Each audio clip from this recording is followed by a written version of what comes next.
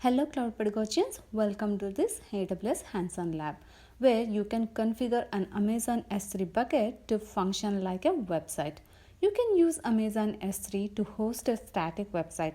On a static website, individual web pages include static content. They might also contain client-side scripts. So in this lab, we will create and configure a simple static website using S3. We'll also go through configuring that static website with a custom error page, and this will demonstrate how to create a very cost-effective website hosting for sites that consist just of HTML, CSS, JavaScript, fonts and images. So basically static websites. So when you are ready, let's hop into our task. We'll begin by configuring an S3 bucket for website hosting. Then upload our content to that bucket. Next, we will make the bucket have a public read access enabled. And then we will change the S3 bucket policy. And it's intentional that everyone in the world will have read access to that bucket. Finally, we will test the website that is available at the AWS S3 endpoint, which is going to look something like an URL. So let's start with task 1, create a bucket and upload files. So here we are in the AWS Management Console page. Next, search for S3 to reach S3 dashboard. Now click on Create Bucket. Enter a unique name for the bucket. So scroll down. By default, Amazon S3 blocks public access to your account and buckets. If you want to use a bucket to host a static website, we need to deselect all of the block public access options because we are building a website, so it needs to be publicly accessible. So make sure you have deselected all of these, then scroll down. We need to acknowledge that by deselecting these options, we understand that the objects that we upload to our bucket may become public.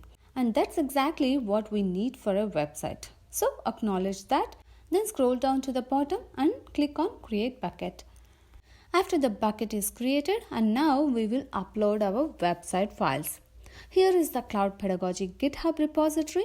You can see the link in the description, and we need to download these two files to our local machine so that we can upload them to S3. To do, select error.html and then you can download the file using this button, and this will download to your local downloads directory. Now go back to the previous page and do the same for the other file. So select index.html and download that one as well. Next thing, we need to upload these files to our bucket. So go to your S3 console page, select your bucket and then upload the files you have just downloaded.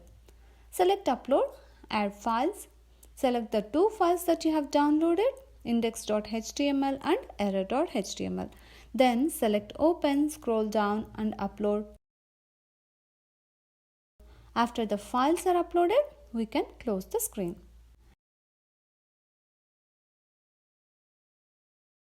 Good job, you have created a bucket and uploaded files into the bucket. In the next task, we are going to enable the static website hosting. After you create a bucket, you can enable static web hosting for your bucket. You can create a new bucket or use an existing bucket. To do so, select Properties in our existing bucket. And this is where we are going to enable static website hosting.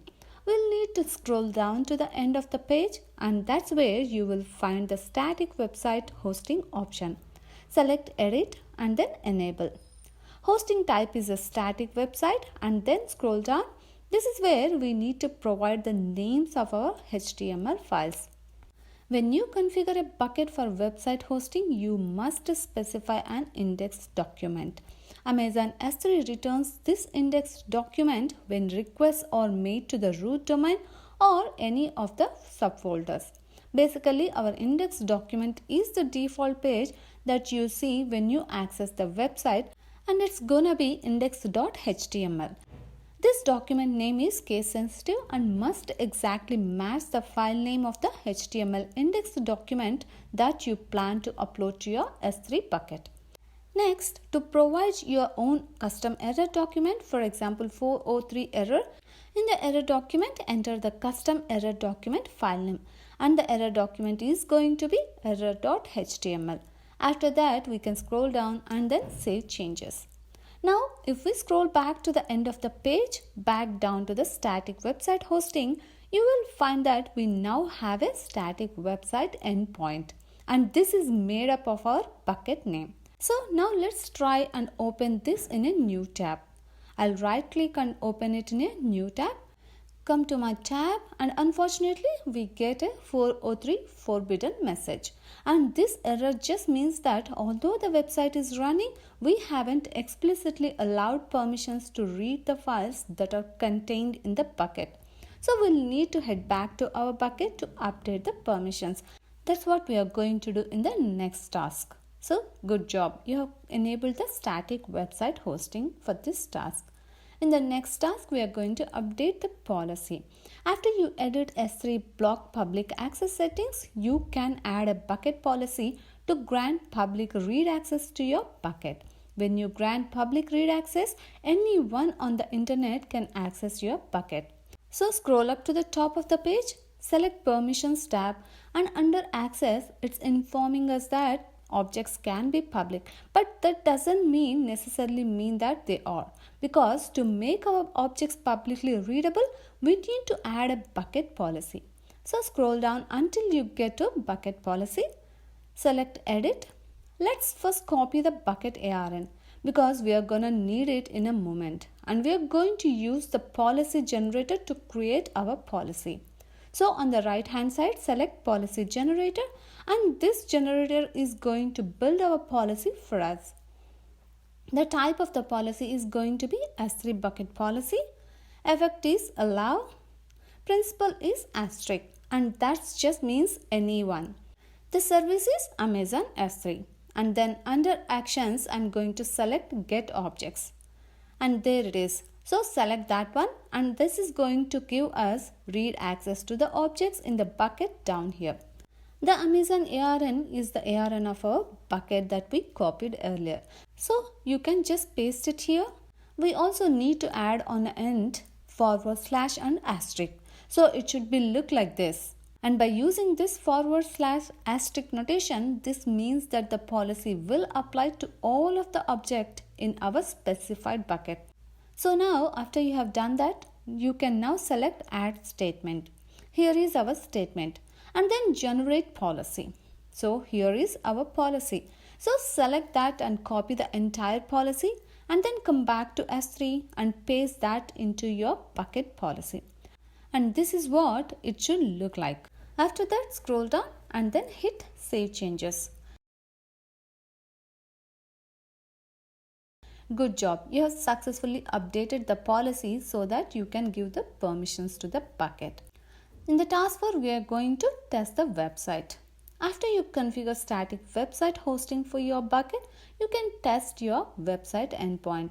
So now if we refresh the screen using this button, our bucket is now showing us publicly accessible. Great job. So next, select properties and we'll scroll down again to the bottom. Here is our static website hosting endpoint. Click on the bucket website endpoint, and there we go. We are now able to access our static website hosted in S3.